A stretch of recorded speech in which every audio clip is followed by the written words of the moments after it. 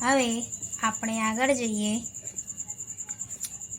હવે થોડા આગળ જઈશું ને નદીની સાથે સાથે પૂર્વથી પશ્ચિમ તરફ મુશળધારથી પણ વધારે વરસાદ પડે તેને શું કહીએ? ધુઆંધાર વરસાદ. ધુઆં એટલે ધુમાડો ને ધાર એટલે પાણીની ધારા. આ ધુઆંધાર નામની જગાએ નર્મદા ધોધની જેમ પડે છે. ઊંચા પર્વત પરથી નીચે મોટી શિલાઓ પર પડે. આથી ફીણ ભરેલા સફેદ પાણી ઉછળે ને એની આસપાસ એટલા બધા ઝીણા ઝીણા બિંદુઓ ઉડે છે કે જાણે ધુમાડો જ જોઈ લો. આથી ફીણ ભરેલા સફેદ પાણી ઉછળે ને એની આસપાસ એટલા બધા ઝીણા ઝીણા બિંદુઓ ઉડે કે જાણે ધુમાડો જ જોઈ લો. કેટલું સુંદર દ્રશ્ય! તડકો હોય તો મેઘધનુષ્ય પણ દેખાય ને પાણી પડવાનો અવાજ તો સિંહની ગરજના જેવો. આજુબાજુ ખુલ્લો પ્રદેશ, આગળ જતા પ્રવાહ. હવે જો અહીંયા શું કહેવા માંगे છે लेखक कि अब हम आगे जाते हैं तो वहाँ क्या है कि नदी के साथ साथ जो है पूर्व से पश्चिम की तरफ मूसलाधार यानी बहुत ही जोरदार जो बारिश होती है वैसे ही बरसात हो रही है. तो उसको अब क्या कहेंगे?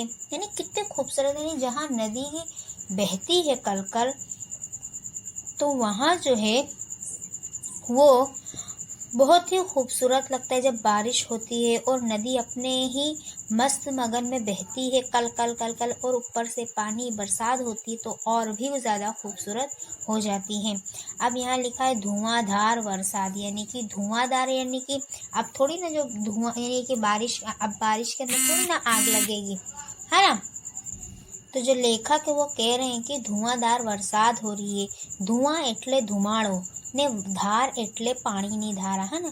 यानी कि जब पानी की धार जो है वो पहाड़ों की चोटी से गिरती है और उसकी जो बौछार जिसको हम कहते हैं वाछाट, गुजराती में शू कहवाय वाछाट और अपने हिंदी में कह रहे हैं बौछार. तो जो बौछार उड़ती है और वो फिर कहते हैं कि हरे हरे मैदानों पर जाके, कवि क्या कह रहे हैं कि जो बरसात पड़ती है, बारिश होती है जब नदी के किनारे तो वो और भी खूबसूरत हो जाती है. आ धुआंधार नामनी जग्याए नर्मदा धोधनी जेम पड़े छे. यानी कि जब बारिश में जो है बारिश में जब वो जगह पर नर्मदा कूदती यानी कि आती है, यानी कि नर्मदा जो है वो वहाँ पड़ती है, गिरती है तो वो और भी खूबसूरत हो जाता है.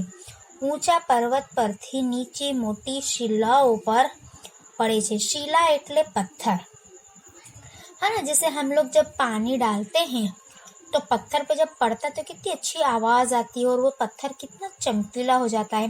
तो इसी तरह लेखक कह रहे हैं कि जब वो धुआंधार वाली जगह पे जब नर्मदा कूदती है ऊंचे ऊंचे पर्वतों से उन शिलाओं पे यानी उन पत्थरों पे तो वो और भी खूबसूरत लगती है. आथी फीण भरेला सफेद पानी उछड़े छे. यानी कि फीण भरेला यानी कि बौछार जो मैंने बताई है ना, तो वो और भी यानी सफेद पानी उछड़े छे. यानी सफेद पानी उछड़े थे यानी कि जब वो यानी कि ऊंचे ऊंचे पर्वतों के बीच में से जब वो नीचे खाड़ी में नीचे शिलाओं पे गिरती है और फिर जो सफेद पानी की फुहार उठती है तो वो और भी ज्यादा अच्छी लगती है. और उसके आसपास जितने भी झीने झीने बिंदु यानी कि बौछार मैंने बताई ना, जब हम ऊपर से पानी फेंकेंगे तो उसकी बूंदे कितनी दूर दूर तक जाती. तो अब सोचो नर्मदा उन पहाड़ों के ऊंचे ऊंचे पहाड़ों के बीच से उन शिलाओं पे गिरती है तो कितनी खूबसूरत लगती होगी और उसके जो छांटे उड़ के धुएं की तरह यानी हवा में जो फैल जाते हैं वो और भी खूबसूरत लगते हैं। કેટલું सुंदर दृश्य देखो, है ना, मैंने बोले ना कि कितने खूबसूरत वो मंजर लगता है, दृश्य लगता है।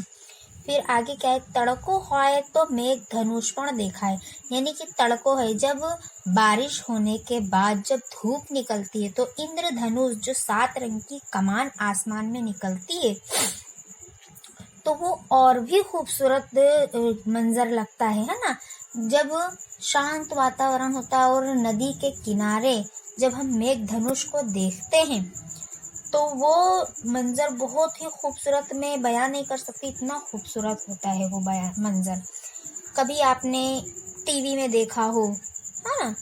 हाँ, अभी तो मोस्ट ऑफली सब सोशल मीडिया का यूज़ करते हैं, इंटरनेट का यूज़ करते, तो उसमें सब चीज़ ऑनलाइन बता ही देता है।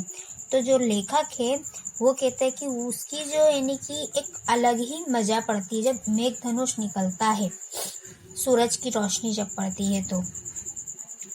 पानी पड़वानो आवाज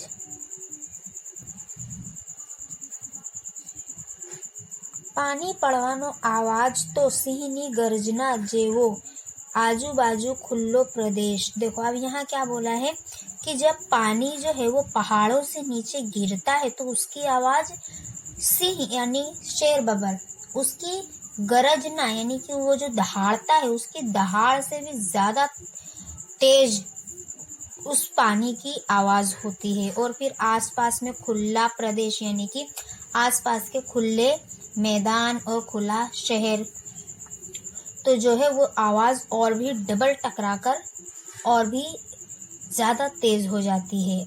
अब आगे क्या लिखा है कि आगड़ जता प्रवाह सहेज धीमो पड़े, यानी कि अब जैसे जैसे नदी जो है वो अपनी गति यानी अपनी रफ्तार आगे बढ़ा रही है वैसे वैसे उसकी जो रफ्तार है उसमें कमी आ रही है, यानी कि धीरे धीरे। अब जब जहाँ से निकली थी मध्य प्रदेश से मेकल पहाड़ से निकली थी नर्मदा मैया, तो वो कहाँ कहाँ बहुत से ऊंचे नीचे पहाड़ों और झरनों सरोवरों सबसे मिलती जुलती उछलती कूदती, और फिर जब आगे बढ़ती है तो उसकी जो रफ्तार है, जिस रफ्तार से वो निकलती है उसकी रफ्तार में जो है वो धीमा यानी कि उसकी जो रफ्तार है वो धीरे होते जाती है आगे जाते जाते। आ पत्थर शंख जीरूना सफेद सुवाड़ा पत्थर छे।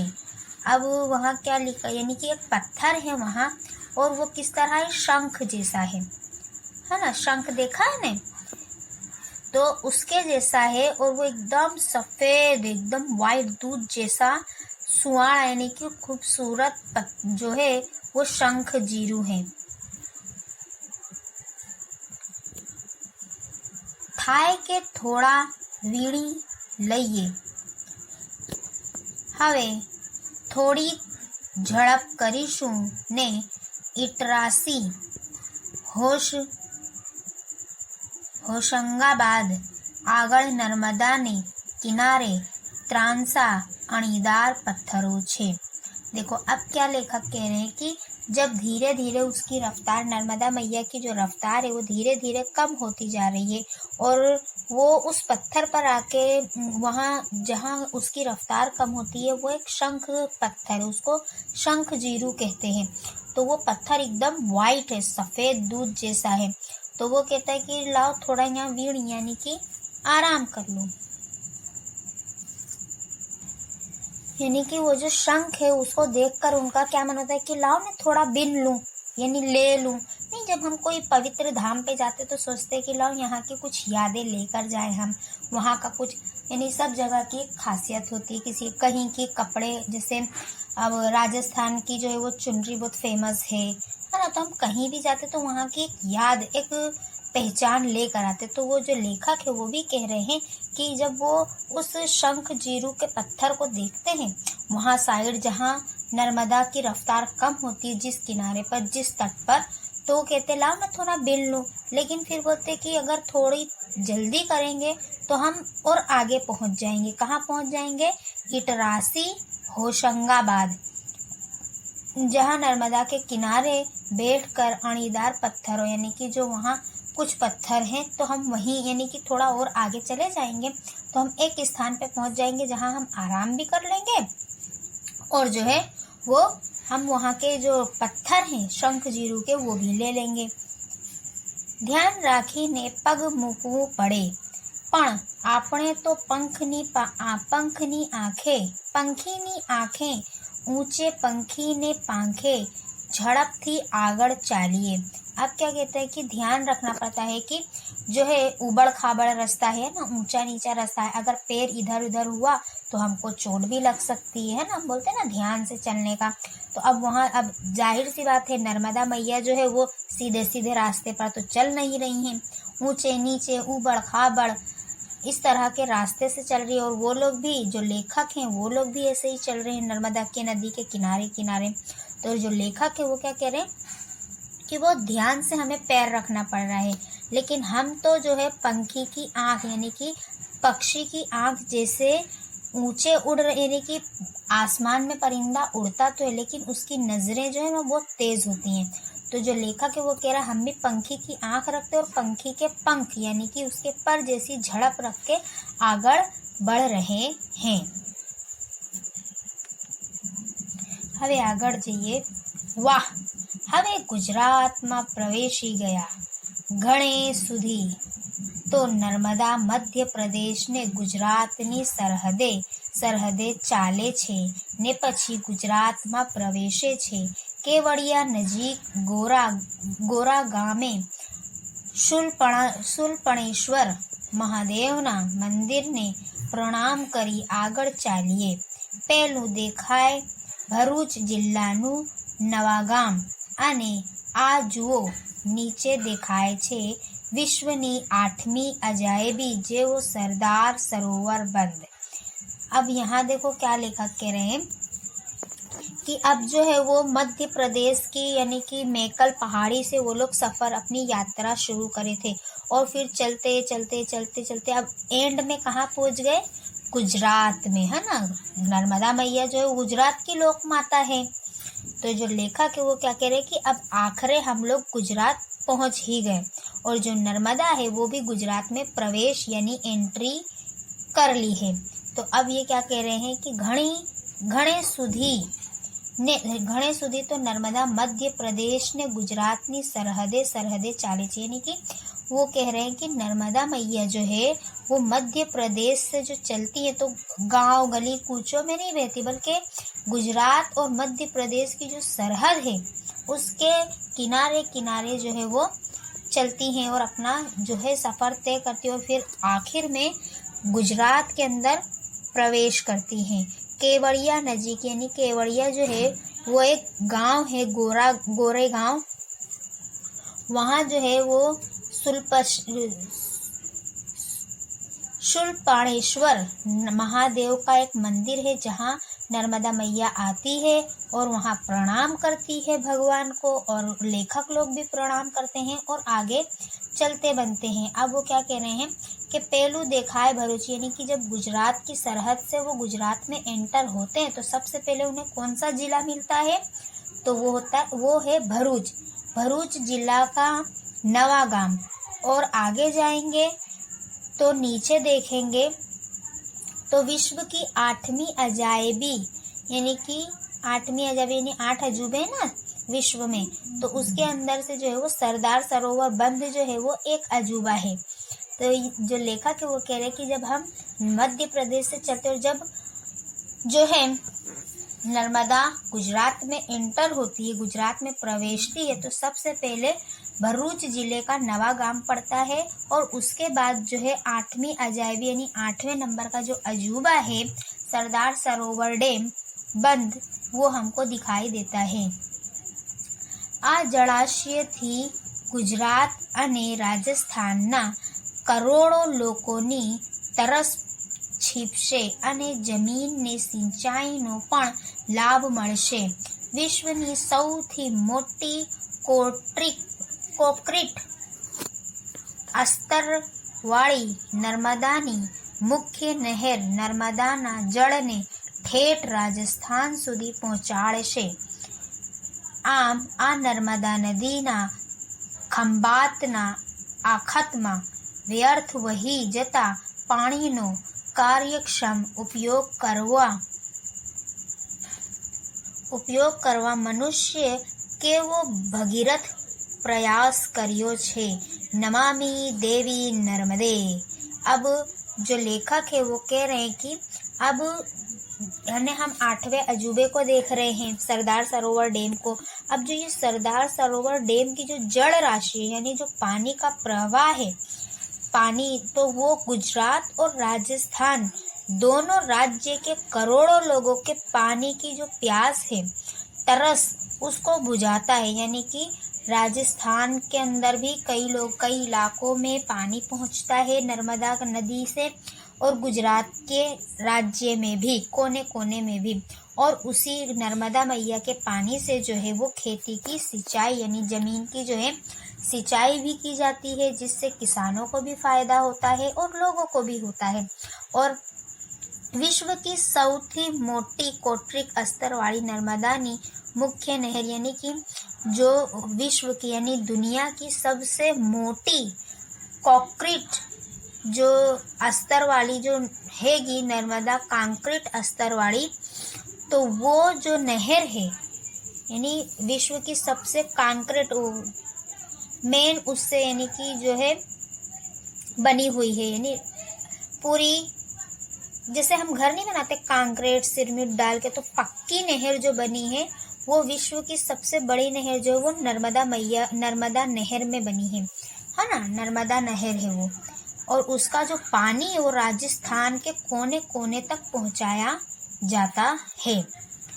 आम आ नर्मदा नदी खंबात यानी कि नर्मदा नदी यानी कि इस तरह से जो है नर्मदा नदी जो है वो खंबात के अंदर जो खंबात के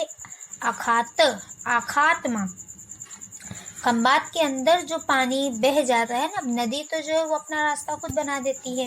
अब राजस्थान गुजरात में बहती है नदी, तो नर्मदा मैया का जो और भी पानी है वो खंबात के अंदर भी पहुंचता है, और वहाँ के लोगों को भी पानी की जो ज़रूरतें हैं उसको पूरा करता है, और वहाँ के किसान भी जो हैं वो उस पानी से जो है वो लाभ उठाते हैं, फ़ायदा उठाते हैं, और सब लोग उसका गुणगान गाते हैं और कहते हैं नमामि देवी नर्मदे। હવે આગળ જઈએ। જુઓ તો નર્મદાએ અહીં બેટ બનાવી દીધો છે, બે બાજુ નર્મદા વચ્ચે કબીર વળ। અહીં નર્મદા મૈયા શાંત છે, વર્ષોથી વળવાઈઓએ ફેલાવી ને વળ અહીં વળદાદા બની ગયા છે। જાણે વળનું નાનું સરખું વન જોઈ લો, કવિ નર્મદે તો વળી ગયેલું ભૂરો ભાસ્યો झांखो दूर थी घुमसे। अब यहाँ क्या कह रहे हैं कवि कि नर्मदा मैया जब आगे आती हैं तो वहाँ एक बेट जैसी बन जाती है, यानी एकदम ठहर जाती है, और कहते हैं कि उसके आजू बाजू में कबीरवाड़ यानी कि जो बड़े बड़े कबीर यानी जो साधु संत होते हैं वो कहते हैं कि नर्मदा मैया जो है वो यहाँ शांत हो जाती है, और वर्षों से वड़वायु वड़ એટલે बरगद का झाड़। तो लेखक कह रहे हैं कि बरसों से लोग जो है उसके किनारे वड़ दादा को यानी कि बरगद के झाड़ों को लगाते हैं, और इस तरह से लगा के इस तरह से पूरे उसमें कर दिए हैं कि जैसे एक वो बन गया, वड़ दादा बनी गया, यानी कि बहुत पुराना बरगद का झाड़ है जिसको वड़ दादा कहते हैं, और उसकी जो जड़ें हैं वो पूरे में फैली हुई हैं, और इस तरह से फैली हुई हैं कि जैसे लगता है कि एक नानू मोटू सर यानी कि एक वो पूरा जंगल जैसा बन गया है, और लोग जो हैं वो उसके क्या करते हैं आगे पीछे घूमते हैं, यानी कि वो लोग वड़दादा की पूजा करते हैं। હવે આગળ પહાડ સરખો ઘુમ્મસમાં ભૂરો ને ઝાંખો પહાડ જેવો દેખાય છે, થાય છે કે અહીં રમવા રોડે જોઈએ, પર વડદાદા આગળ શાંત ને અજ્ઞાનકિત નર્મદા મૈયા આપણને લાડથી જાણે કહે છે, બહુ સમય થઈ ગયો છે, સ્નાન કરીને આગળ વધો. પણ જોજો, હું જળ એ જીવન છે. આપણે જળને સાચવીશું તો જળ આપણને સચાવશે, ખરું ને? તો આપણે ચાલીએ બેટની સામે છેડે ઉપર શુકલ તીર્થ આગળ. કુદરતનું એક બીજા સુંદર તીર્થ અહીંથી આગળ ભરૂચ નજીક હવે નર્મદા સાગરને મળશે. દરેક નદી છેવટે સાગરને જ મળે છે ને. કેટલું બધું કૂદતી ને દોડતી નર્મદા અહીં ધીમી પડે છે, પણ નર્મદા તે નર્મદા બીજી નદીઓ જેટલી ધીમી તો પડે જ શાની. સાગર મૈયા દૂર સુધી પોતાનો ચીલો કરતી ઘસે છે ને પછી તેમાં ભળી જાય છે. આવી નર્મદા આપણી લોકમાતા છે, ગુજરાતની મોટી ને સુંદર નદી છે. આપણી આશા છે કે જીવાદોરી છે. તમને થાય છે ને કે મોટા થઈશું ત્યારે સગી આંખે ને થનગનતા पगे जाते ज नर्मदानो प्रवास करीशूं। अब देखो यहाँ जो लेखक है वो कह रहे हैं कि नर्मदा जो है वो पहाड़ों से उछलती कूदती जो है वो अंत में वो कहते हैं कि मन तो हो रहा है कि वड़दादा का जो पूरा बागीचा है जो वहाँ है, तो बोला मन हो रहा है कि वहाँ रमूं यानी खेलूं, लेकिन वक्त बहुत हो चुका है। और नर्मदा मैया जो है वो भी कह रही हैं कि अब जो है वक्त बहुत हो चुका है और सब अपने अपने यानी कि काम में, यानी कि जो शांत वातावरण, अब जो वड़दादा है वो भी शांत थे, नर्मदा मैया भी शांत थे, तो उनकी जो लाड लड़ाने की जो है वो प्रक्रिया चालू है। और लेखक कहते हैं कि अब स्नान करके हमें जो है वो आगे बढ़ना चाहिए, टाइम बहुत ज़्यादा हो गया है। और वो कहते हैं कि हाँ जो लेकिन हो, यानी याद रखना कि जल ही जीवन है। अगर हम जल को साचवे यानी जल को बचाएंगे तो हमारा जीवन भी बचे रहेगा। और अब कहते हैं कि नर्मदा जो है वो गुजरात की लोक माता है और गुजरात की सबसे सुंदर नदी है। और आशा करते हैं कि ये जीवा डोरी जो है वो लोगों तक जीवन की डोरी को बांधे रखेगी। और फिर एक दिन ऐसा आएगा कि हम अपनी खुद की आंखों से, यानी कि हम जब बड़े हो जाएंगे तब हम नर्मदा का खुद पग यात्रा करेंगे, उसका प्रवास करेंगे। तो यहाँ जो हमारा लेसन है नर्मदा मैया वो पूरा होता है।